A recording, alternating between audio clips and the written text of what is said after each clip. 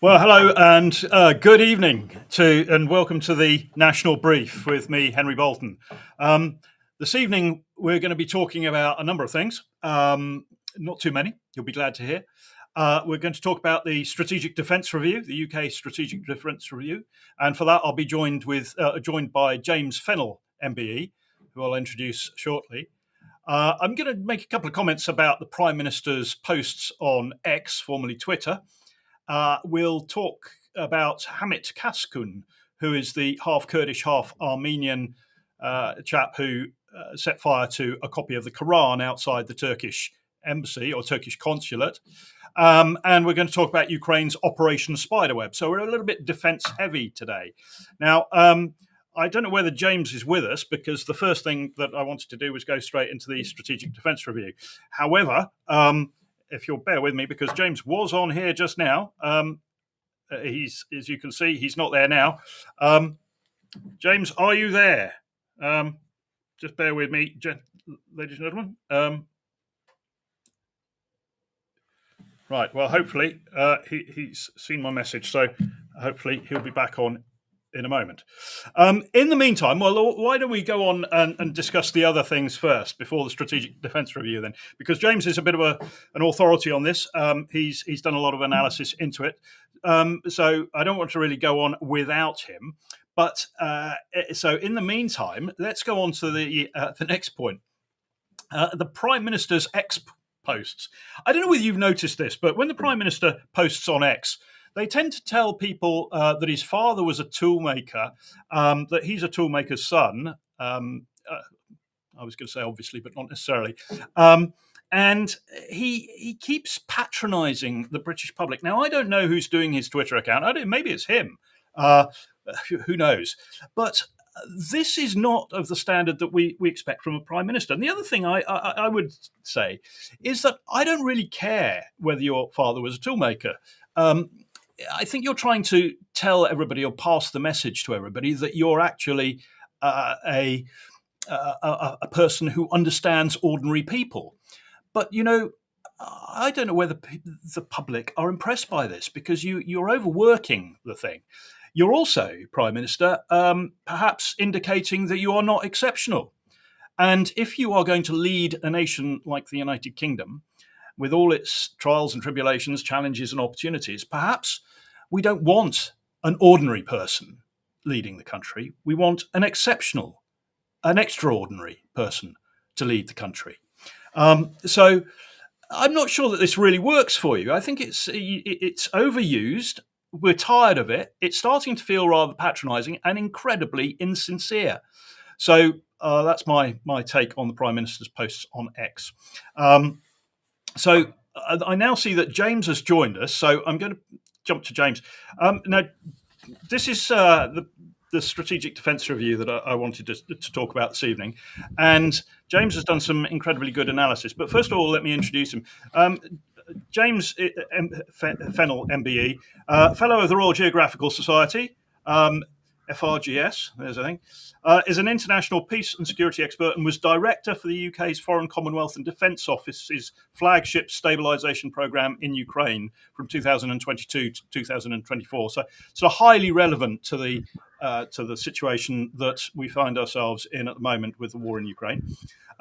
Since leaving the Royal Navy, James spent 30 years as a senior executive and government advisor on conflict and security policy, pretty much everywhere, Africa, Asia, the Middle East, and for the FCDO and international organisations. I don't know whether that means that you're dealing with conflict and security within the FCDO and international organisations, possibly. But anyway, in 2012, he was awarded an honorary research fellowship by the University of Birmingham in peace and security. So, James, good evening, and thank you very much for joining us. You've got me out of a bit of a pickle here because I saw some of your analysis on the Strategic Defence Review, and I thought I was going to talk about it anyway, but I thought, well, here's a chap who can perhaps drill into it in a little bit more depth and explain it a little bit more. So maybe if you could just give us the main contents of it and what your observations, comments are. The floor's yours. Thank you very much, Henry, and I apologise for the slight delay. I had a senior moment with the technology. I could hear you, but I couldn't find you on my computer. Aha. But anyway, Too I'm too here now. many tabs open, probably. As everybody can see, I'm actually on holiday in France on my boat. So apologies for the not being properly dressed for the occasion. Um, Operational. Operational, fully operational. So the SDR, I was asked to write a piece on it this week, and in so doing, I did quite a lot of analysis to try and understand how this SDR differs from previous SDRs and what the reviewers and the government are trying to achieve. Previous SDR, this is the first time we've done a defense review in the context of a growing military threat. The first one was in 1997.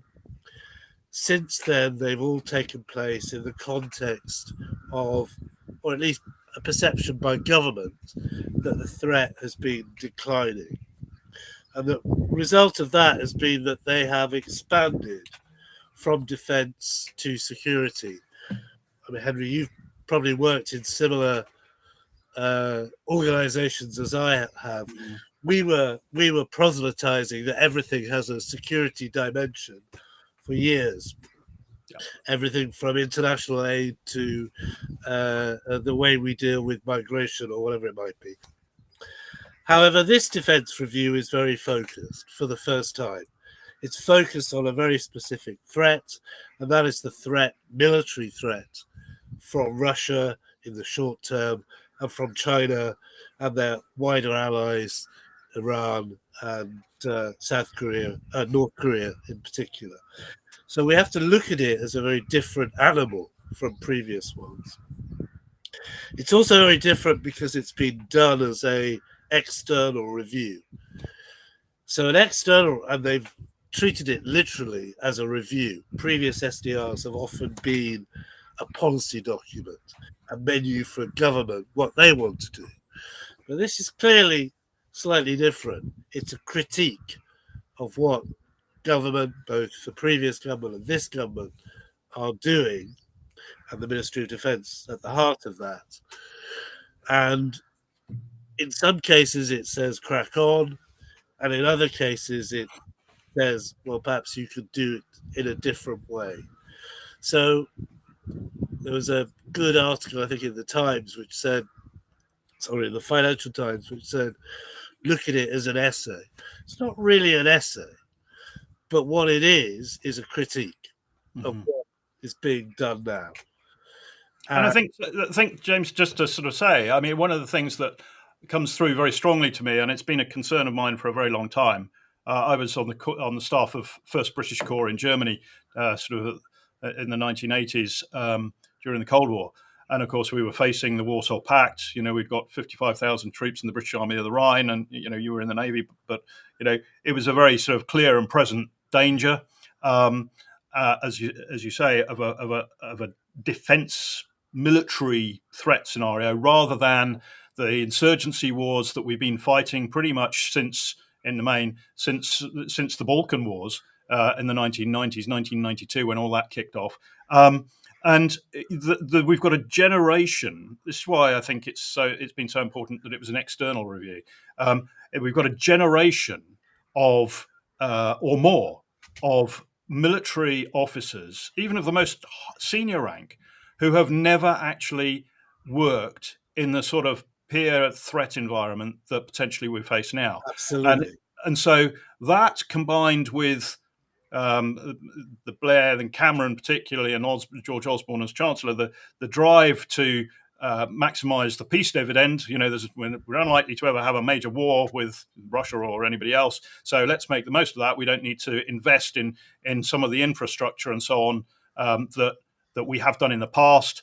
And the result of that is that the armed forces have been absolutely hollowed out. They've got no depth to them, therefore very little resilience. And that's got worse and worse. I don't know whether that's your impression. I mean, and I think the SDR, my point is that I think this SDR is an external review, as you say, is it could only be done as an external review, because otherwise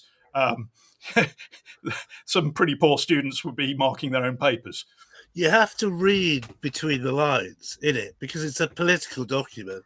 It's obviously gone through, anybody who's worked in government knows it'll have gone through a million edits to take out things that embarrass this person or that person or this. But you can see in there is a deep critique of where we are. Mm-hmm. I mean, we have an army of 70,000. I wrote this on Twitter today. We have an army of 70,000 has no artillery, has attack helicopters with no missiles, has stockpiles which are virtually bare, has virtually no lethality. Mm-hmm. So there's a very nice line in there which many people have squealed about, where it says, forget about being 3 times more lethal, you need to be 10 times more lethal. And what that is, you can see behind saying, you have to get with the program. You can't have an army that can only fight if the US Air Force turns up. Yeah. It has to be an army that can fight and win with its own firepower. And that's right the way through the document. From the first statement about deterrence, it's essentially saying we cannot deter an attack above the threshold or below the threshold. We only have a strategic level response. We don't have a conventional response. Yeah, strategic level response, you're talking about nuclear. Yeah, and obviously you can't use that on an escalation.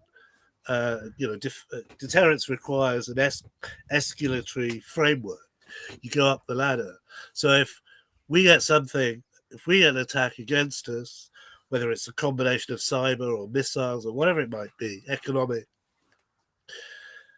and it doesn't justify a strategic response, we can't respond. Mm-hmm. We don't have the capacity to do it. So we have to build both the ability to deter and the ability to survive an attack so that we can respond afterwards. That's the heart of it.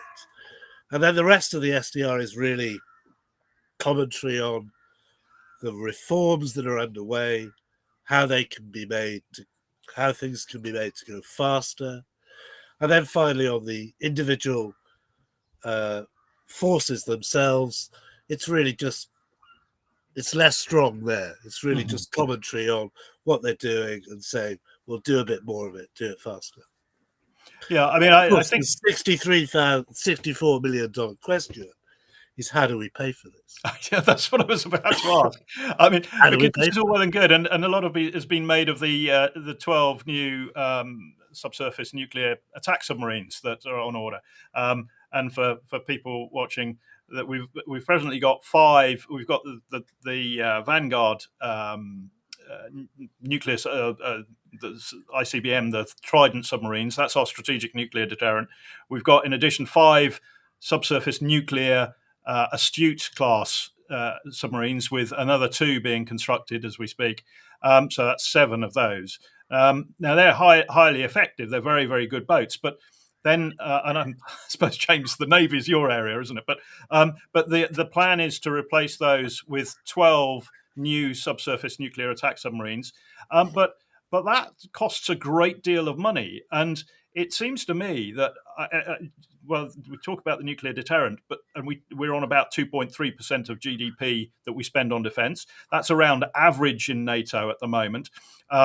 But we are one of 3 countries, us, the French and the Americans, who have a nuclear deterrent. But if you strip out the cost of the nuclear deterrent from the defence budget, we're actually, and as most countries do because they don't have the nuclear deterrent, then we're actually on about 1.6% of GDP that we're spending on our conventional forces. And that puts us about third or fourth from bottom out of the 32 NATO nations in terms of the expenditure on our conventional forces. So you can see from that we've continued to invest in the nuclear deterrent, but at the cost of everything else. And unless defense, I don't know what you think, James, but unless I've argued that the budget needs to go to 3% now, and ideally 4% by 2030, and that's the only way we can pay for it for all of the rather if we look at, historically, shopping. if we look at in the 1930s, we were also on around 2.2%. Mm-hmm. The equivalent of the nuclear deterrent was our battle fleet, if you like, which was incredibly expensive. So if you strip that out, we were probably in a similar position. Mm. And we were quite vulnerable, as we were found out. extremely vulnerable. I mean, Churchill stood up in Parliament when Baldwin started to move it up a little bit, but vacillated like Starmer is, and said, if you don't make it solid, nobody will take any notice. So, will the Kremlin listen if we say up to 12 by 2040, 20? I mean, no. Yeah, I mean, the threat is pretty much, here and now in terms of the procurement chain, because of course, you've got to design these subs. You've got to, we don't manufacture the steel to make them anymore. We're going to have to bring that in from France, so that has to be procured. There's all sorts of, it's a massive piece of work that needs to be done, and to just start the construction, and then that takes some time as well. And you've got the nuclear reactors, etc., etc., etc. So we're talking a long lead time. And actually, I mean, people say, I mean, in the conversations that I've had, and in circles that I move in, there's and also on social media, there's a great deal of skepticism that Russia constitutes any sort of threat to the United Kingdom at all. And I know Russia. I've spent time in Russia. I've negotiated with Russian ministers. I've worked with their Ministry of Interior and the Federalna Služba bezopasnosti, their security service. I mean, not work with them, but we've coordinated on certain things between what I was doing and what they were doing. So I know them well. I know Ukraine as I know you do, although I haven't been there for some years. But at a similar level. Russia, in my view, is indeed a threat.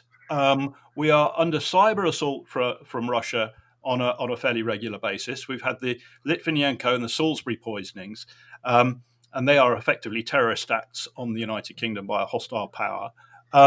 So, what do you think, James? Am I over-egging it? Is Russia a threat that the SDR and I think it is? So, they're for certain a threat, and we only have to look at what's going on in Ukraine, and we only have to listen to what Vladimir Putin's been saying since 2008. I mean, he wants his empire back, and that is a threat both to ourselves and also to the wider, to the victory in the Cold War, if you like, to Western democracy and its success as a system. But also, we're in an era of global competition. It's not just about Russia. North Korea has troops on the ground in Ukraine. China is testing its equipment in Ukraine. Spanish Civil War, that's how we're going into an era where hard power talks. Yeah. What we've been through is an era where we used our military to back up our soft power, to back up our foreign policy by having the hard power to match the soft power where we needed it, in places like Afghanistan or wherever, but not to fight peer wars.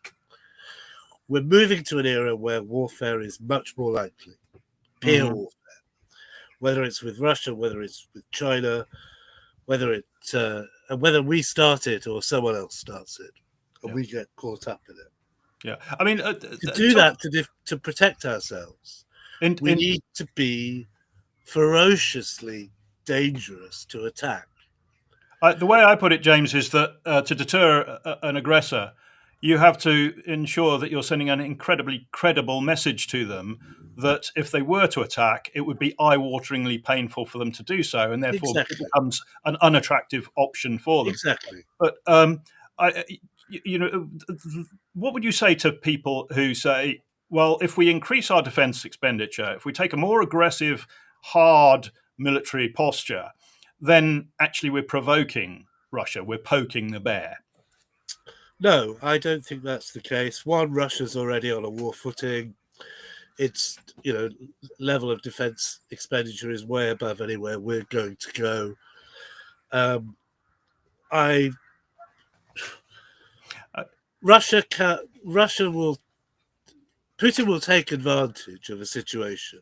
It's much more likely if there's a lack of solidarity between NATO members that uh, uh, that it's much more likely that if we allow opportunities to emerge, that they will that Putin will take them.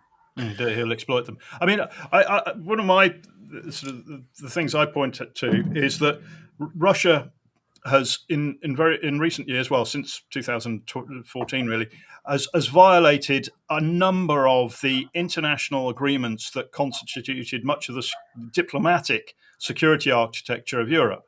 Whether it's the Budapest Memorandum, under which Ukraine handed its nuclear arsenal to Moscow, and there's a discussion to be had as to how effective that nuclear arsenal was, but nonetheless, it existed. It was dangerous. And indeed, there were equipment like the bombers and so on that were also handed over to Russia with that.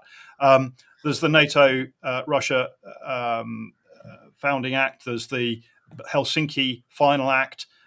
Various agreements that actually, for many years, have provided the diplomatic framework to address any concerns that countries have regarding their security in a diplomatic manner. So there's been the architecture, the structures to do that, and B, if indeed through the Open Skies Agreement, for example, there was an ability to actually monitor what the country you were concerned about was actually doing with its military. So, but it's Russia that's driven a coach and horses through those various agreements without going into them all in detail. But because people will switch off at that point, but bored.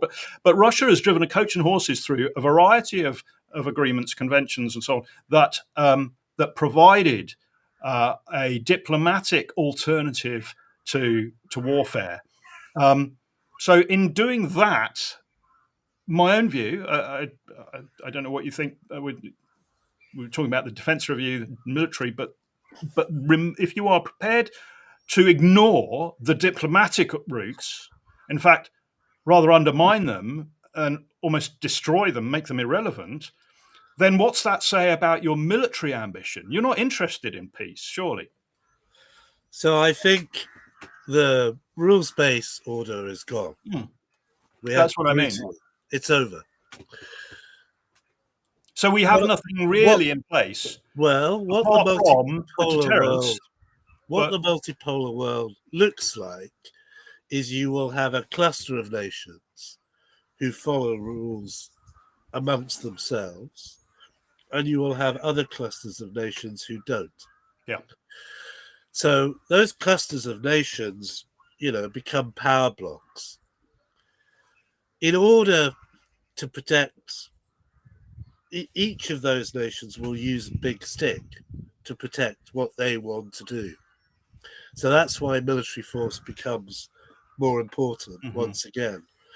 So the rules-based order will exist. It will continue to exist between the United Kingdom, the European Union, Australia, Canada, NATO, the United States, perhaps.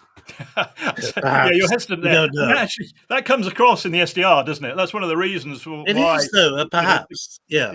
The SDR can't make that assumption any longer. Yeah, you can't. They will be there as a backstop. There'll be a periphery like India and so on that will be interested in those rules for certain things, to achieve certain things. And then you'll have countries that don't want them, China, Russia in particular, because they don't have anything to gain from them. So in that case, unless we have a stick, it's very difficult for us to continue to prosper. So having a stick helps us to ensure peace continues, to force Russia and China to the table, to negotiate, to talk where that's necessary, and also to make sure that we are not steamrolled Mm-hmm. by that, that the group of democracies which have so prospered since World War II from that rules-based order doesn't lose its coherence and lose its hegemony. Well, Its leadership in the world. you raise a very important point, because if you want to be at the table where nations are discussing the future security and other cooperation that may impact us, if you want to be at that table, you've got to have that military weight, if you like, as a serious player, to buy yourself a place at that table. And it's actually not for now, but at some point in the future, we're going to be talking about the European Union and what the government's intentions are with regards to permanent structured cooperation, the European Defence Fund, the European Defence Agency, and so on. So the relationship with the European Union in terms of defence and security. But that's, if you want to be at any table like that, you've got to be a credible, you've got to be a relevant voice. So I think the other thing, though, going back to the SDR, there's quite a lot in it about, you mentioned being able to sort of have the resilience to survive an attack, because if you don't survive it, you can't respond to it. But part of that in the SDR I saw was about preparing the nation, in a sense, getting the nation psychologically more into a frame where they understood that there is a threat, and also in terms of building up the reserve forces and building up the cadet forces, more with a view to future generations understanding the role of the armed forces, not to militarize them, but to build awareness and understanding of the armed forces and their role in society. And so, with that in mind, do you think that this strategic defence review is going to lead to a higher profile of the British Armed Forces in society, or do you think they're still going to be sort of tucked away in remote barracks and out of the way a bit? I mean, what do you think? I was very interested when Starmer, when they didn't publish the review back in March, April, but talked about raising defence spending to 2.5% by 2027. Starmer announced this national security strategy, which nobody had heard of before then. It just came out of nowhere. My, being Nostradamus for a moment, my view is that is going to be all about preparing the nation. Because this is, why can't we raise defence spending? Mm-hmm. And it's true across the political spectrum, from left to right, there is not really an appetite to raise it. And we've had that problem for 30 years, certainly over the last 5 or 6. So how do we create that appetite is the key problem.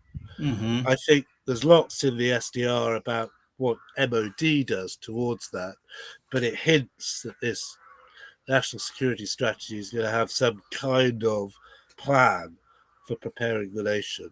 Mm-hmm. It's complicated because the threat, a bit like in the 1930s, it's not absolutely crystal clear to us where it's from. Obviously Russia, obviously the alliance between Russia and China and blah, blah, blah. But actually getting the general population to believe in it is going to be quite hard. It's very difficult, isn't it, having had years of, this is all behind us now.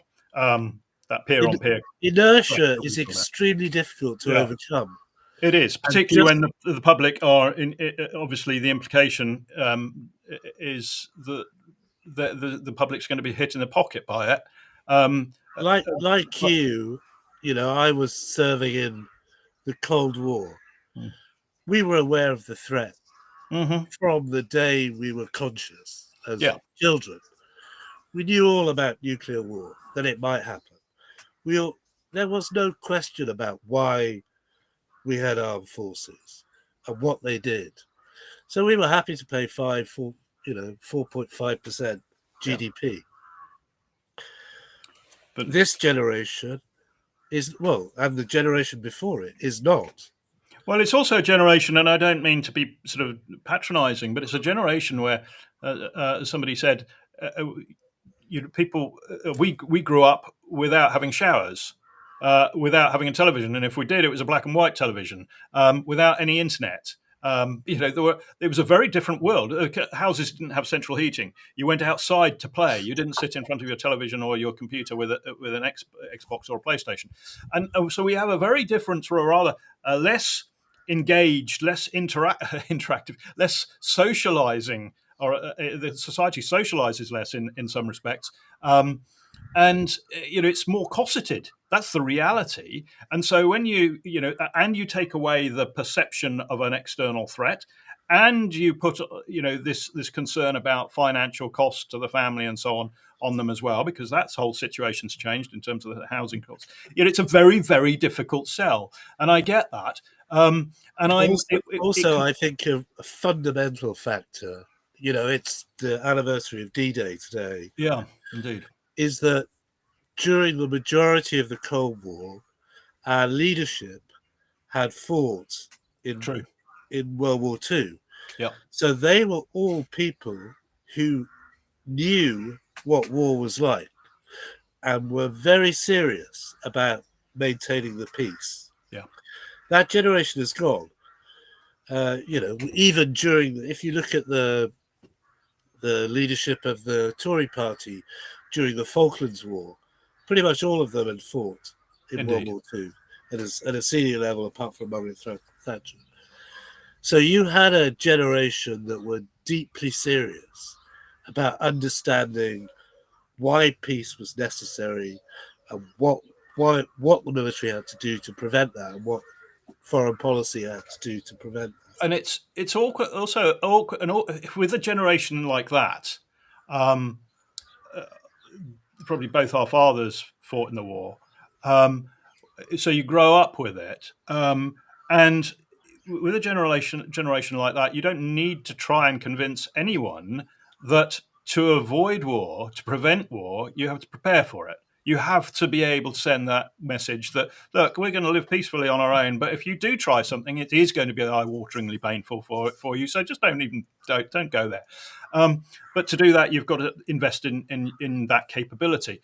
Well, there is this concern I have at the moment, but the moment you say that you start arguing that actually we need strong defense in order to prevent war, or express a concern that the war in Ukraine, if you force a peace on the situation and it's badly designed, it could lead to a greater conflict further down the road.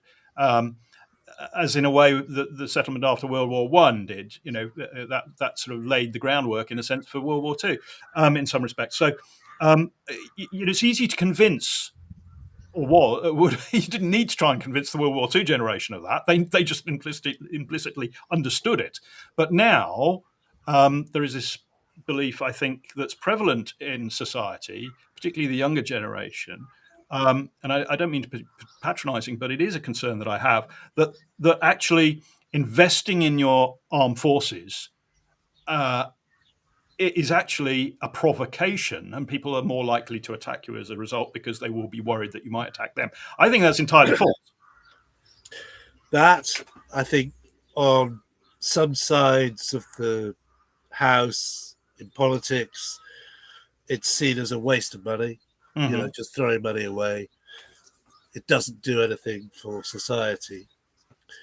And on the other side, there's a lack of connection between. There's a lack of comprehension of the threat. Mm-hmm. I think Ukraine could be used. You and I have lived and worked in war zones. I mean, if you live in Kyiv and the air raid sirens going off every night, 2 or 3 nights a week, you're watching the surface-to-air missiles going up, it's pretty clear what to expect. So I think we have you want your government to invest in air defence. You want a government to invest in air defence, and it's pretty clear. we should be using that, just as in the 30s they used the Spanish Civil War, the bombing, and so on, to convince the population that they were at risk. We do need to scare our people a little bit in order to get that comprehension of why we need armed forces. And we also need to scare our military leadership a little bit into thinking that this isn't about running around Afghanistan chasing tribesmen. You know, you boys have got to go out there and you've got to fight the Russians, or you've got to fight the Chinese, and you may have to do it very soon, and you may not win. Indeed, and actually, I mean, that's it's such a big topic. But if you look at our armed forces, because of what they've been doing, and because we've had a relatively low intensity war. Don't misunderstand me. I spent 27 months in Helmand, but we had a fairly low intensity war there compared to what's happening on the front line in Ukraine. But we had huge amounts of high tech equipment, huge amounts. And if one chap was shooting at you with a Kalashnikov, then fine, you could bring in a HIMARS rocket and so on, but you didn't need to do a section attack or whatever it might be.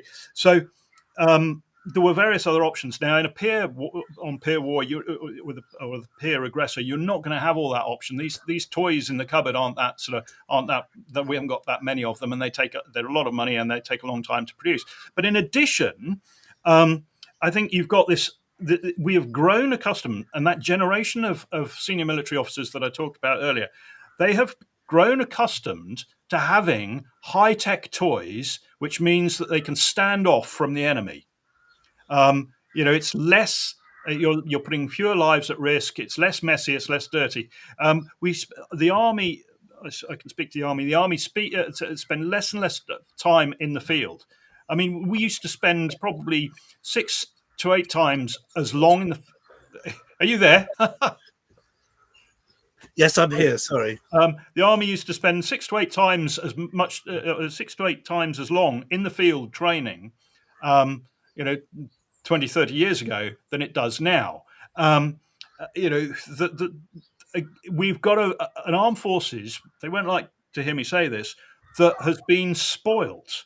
They have been spoilt with all their high-tech toys, their ability to stand off, the comfort, which all disappears, as the Ukrainians will tell you. That all, when you're down in the trenches and it's hand-to-hand fighting with hand grenades, then you're in a different ballgame. And I fear that as well. It's a very pertinent point that you say that you make, that we need to scare our senior military commanders a little bit and remind them that war with a peer aggressor is not war against the Taliban. It's not war potentially against the Serbian paramilitaries. This is far, far more messy. It's the sort of thing that their grandfathers fought.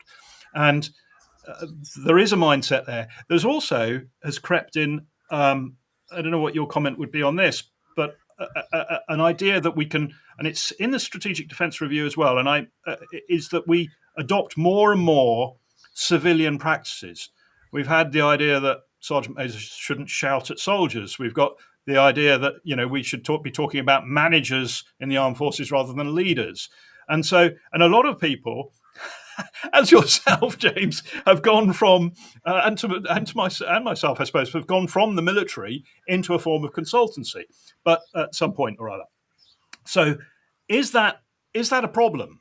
Do you think this mindset of further integration with a civilian life, civilian management, civilian qualifications, civilian approaches to training, civilian approaches to personnel management? Do you think that's a problem? There's a very good line in the SDR that talks about the personnel policies. It's deep in the weeds, but it basically says they're not fit for purpose. It says they're not based on trust. They're too much, essentially risk averse to how you need to manage people. So I think, yes, there has to be a significant change. However, I also think that we've been here before. Mm-hmm. We've been here before where we've had long periods of peace.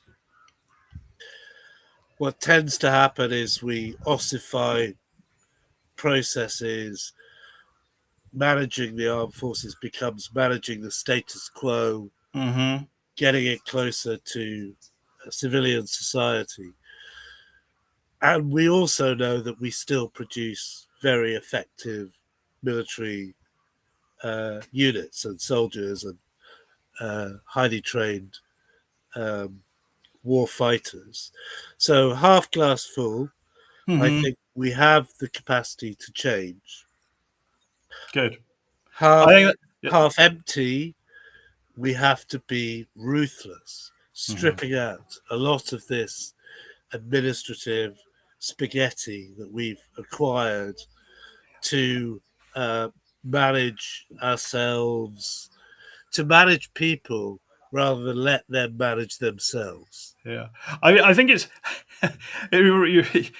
I entirely agree. I think that's a very good point, almost to finish on. But it reminds me of when I was at Corps headquarters on the staff there. I was part of what was called Headquarters TAC, which was you had the Corps commander. It was a fighting, a fighting corps. The corps commander would have deployed in the field to command the corps from the field. So this was 55,000 troops thereabouts, would have deployed into the field to command that corps, sort of World War II kind of style.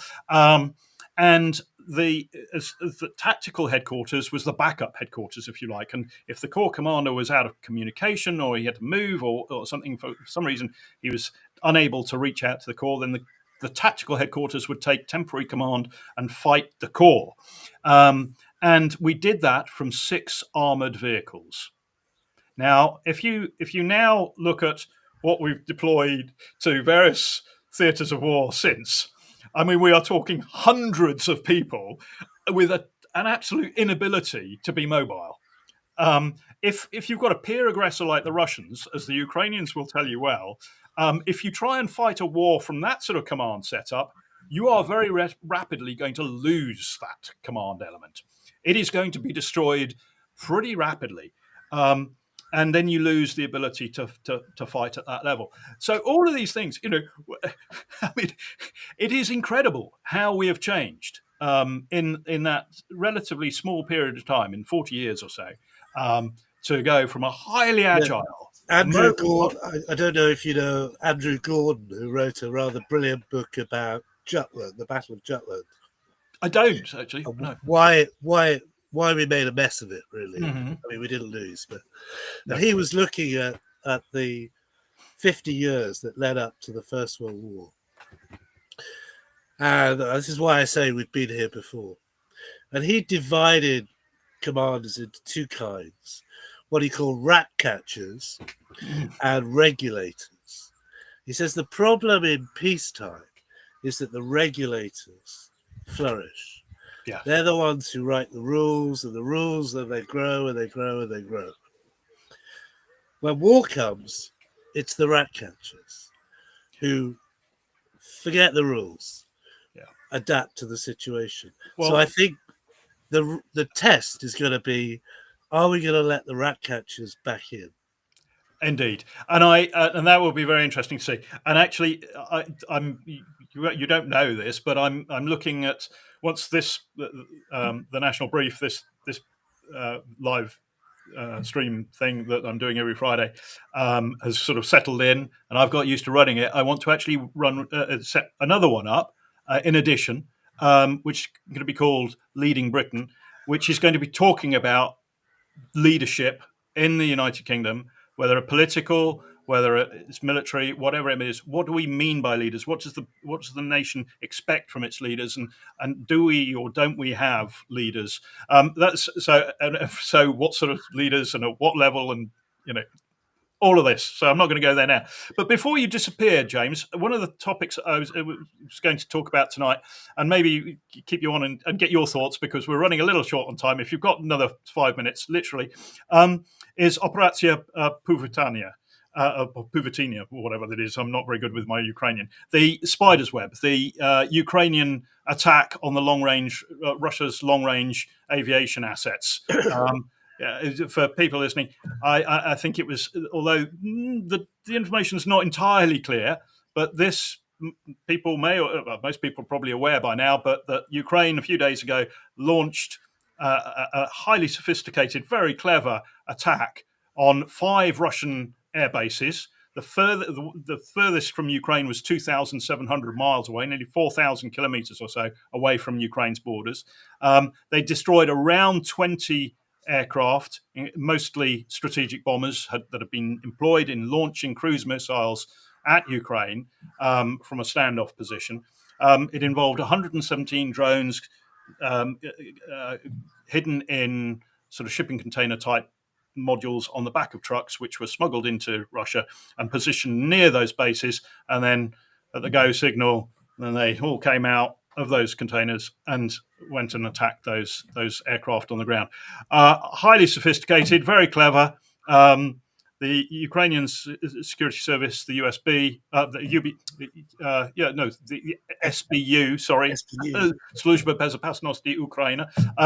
They were supposedly behind this. I don't know whether that's correct or not. But what do you think, James? I think it was, it's quite audacious.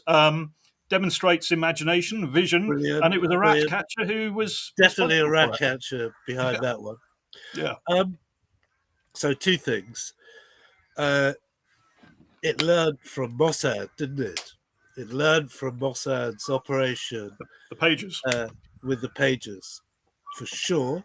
I wonder if it was invented on that day. There are some close connections between Israel and Ukraine. Yeah. On the defense. For sure. Right. It infiltrated a civilian logistics lines and routes very effectively, which will now put a huge burden on Russia to put security on the movement of goods, which was a clever part of how Al-Qaeda with 9/11 put a huge burden on air travel through there. So smart from that point of view as well. But also it shows that the interconnections in society now, particularly mobile telephony, has extraordinary power, because obviously those drones were controlled through the Russian mobile phone network from Ukraine. Extraordinary. If you like, the ways that make life easy for us are also the ways that can be exploited. So I think we will see over the coming months and years many new ways of delivering what we might think, we need a fast jet or a missile, using systems that we already have in our everyday life to shift stuff around the world. Well, extraordinary operation. Even drone warfare. I mean, I think the British Army has long used drones for surveillance, and I think there's still a sort of cultural sort of. Well, they're not quite there in terms of using drones for attack, although I think that's growing. I think they'll get there, and they'll get there fast. The SDR is very strong on saying you have to get there faster, but culturally, getting a better version of a weapon that you've been using for the last 100 years is easy. Learning to fight in a different way is very hard. And there's inertia, resistance to doing that. Indeed. On not just the Army, Navy, Air Force as well. Yeah, indeed. Right. Well, James, I'm going to cover one other topic, but obviously you can carry on listening if you wish. But I need to move on. But thank you very much indeed. It was a pleasure, Henry. Thank you for inviting me. No, I was. I'll listen in. I'm gonna. I'll close down my camera, but I'm going to. I'll continue listening in. All right. Okay. Well, we're going to be in another 5 minutes, and that's probably it. So, thank you very much. I'll be in touch. Thank you. Take care. Bye. Bye. So there we go. That was the strategic defence review. As James rightly said, this is a bit of a game changer in terms of the review itself. But will the funding be there? Is the political will actually going to engage to ensure that we put our money where our mouth is? We will see. But to be credible, to deter an aggressor, then we've got to go down that route. The final thing that I wanted to talk about this evening was this gentleman, Hamit Kaskun. A lot of people wouldn't maybe call him a gentleman. This is the Kurdish Armenian who travelled from his home in Derby to protest against Islam, and he burnt a copy of the Quran outside the Turkish consulate and in London, and was arrested, charged, and convicted. And there's a lot of misinformation about this. There's a lot of, people aren't quite sure what's happened. Do we have a blasphemy law or not? And I just want to go through some of the facts. And you sort of make it. Well, I'll express my opinion at the end of it, but just briefly. The backdrop to this, of course, which I don't is not an excuse at all for committing a crime, is that Mr. Kaskun would be well aware of the Armenian genocide when the Turks, who deny any such involvement, massacred Armenians, Christian Armenians. And so there is a long-standing feud, if you like, less intense now than perhaps it was, between the Armenian Christians, and Turkey. Partly because Turkey doesn't recognise its involvement in what was the most appalling massacre of people over a period of time, not perhaps dissimilar to what happened to the Jews in the 1930s and into the 40s. But putting that aside, that's the background of that. The context is not particularly relevant from a legal point of view. But I thought I would just go through it. I've got the court finding here, the court judgment, because I know this has stirred up quite a pot, and I don't intend to stir it anymore. But just to go over the facts. And this is the judgment. At Westminster Magistrates Court, the defendant, Mr. Kaskun, faced two charges. That Hamit Kaskun on the 13th of February 2025 in the vicinity of the Turkish consulate at Rutland Gardens, London, SW7, used disorderly behaviour within the hearing or sight of a person likely to be caused harassment, alarm or distress, thereby in that he set fire to a copy of the Quran and held it aloft whilst he shouted, "Fuck Islam." And Islam is, quotes, these are quotes, and Islam is a religion of terrorism. And the Quran is burning. So there's three quotes from him there. And at the time of doing so, and in doing so, he was motivated wholly or partly by hostility towards members of a religious group, namely followers of Islam, based on their membership of that group. And that is, the court found that was contrary to Section 31(1)(c) of the Crime and Disorder Act 1998 and Section 5 of the Public Order Act 1986. And also that Hamit Kaskun on the 13th of February 2025 in the vicinity of the Turkish consulate at Rutland Gardens, same place, used disorderly behaviour within the hearing and sight of a person likely to be caused harassment, alarm and distress, thereby in that he set fire to a copy of the Quran and held it aloft whilst he shouted, "Fuck Islam," and Islam is a religion of terrorism and the Quran is burning. So those were the two charges, both of which he was found guilty of. I just, it's useful perhaps to just visit whether or not that's what those charges actually comprised of. And basically, they're very similar. So let's just look at one. Section 31(1)(c) of the Crime and Disorder Act. And this says that a person is guilty of an offence under this section if various things, he commits intentional harm, alarm, or distress. Sorry, this is it. And you see, that's it. If, and I want to quote this to you, which is racially or religiously aggravated. So, and on summary conviction to imprisonment of a term not exceeding 6 months to a fine not exceeding the statutory maximum of both. So there's a bit of jargon there about sentencing and so on.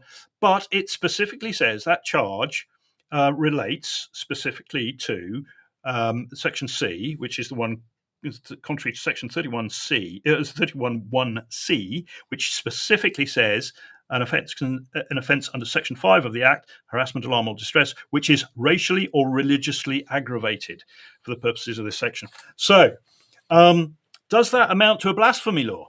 That's the question that's been exercising people's minds. Is it is having a law, section 31C, 31(1)(c) of the Crime and Disorder Act, in which that specifies that something can be religiously aggravated. Is that amounting to a blasphemy law? Well, it's pretty close to the line, I would suggest.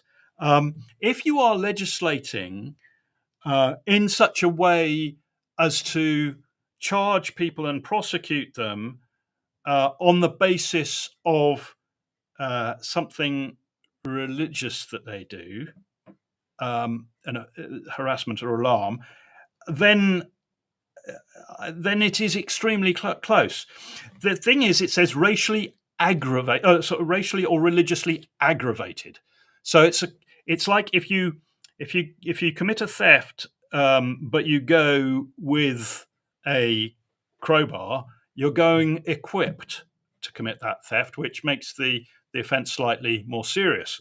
And in this case, if you cause harassment, alarm, or distress, then if it's because it's religiously related, then it compounds the offence.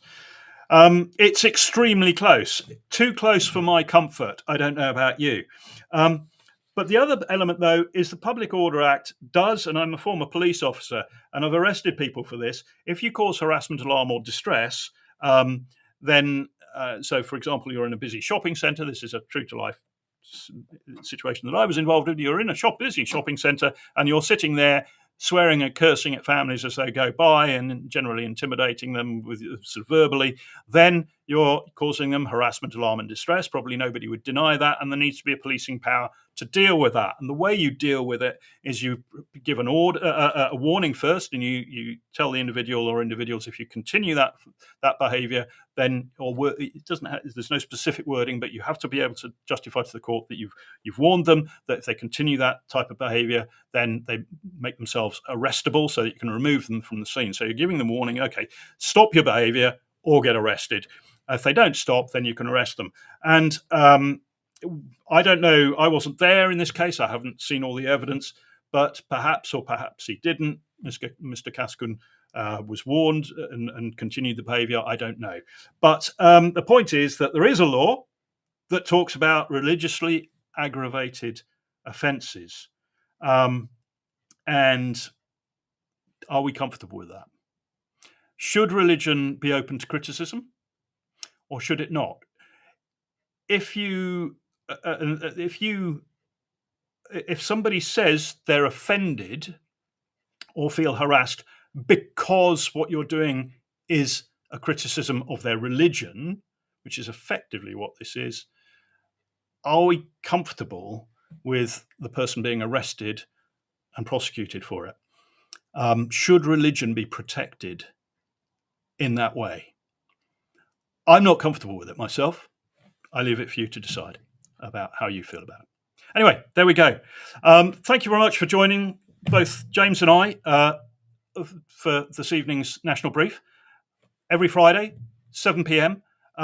Do follow on or subscribe, please, to the YouTube channel, which is at Henry Bolton OBE, and you'll find it there.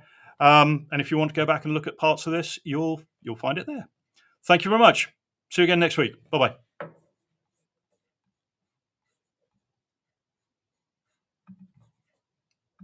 If I can switch this thing off.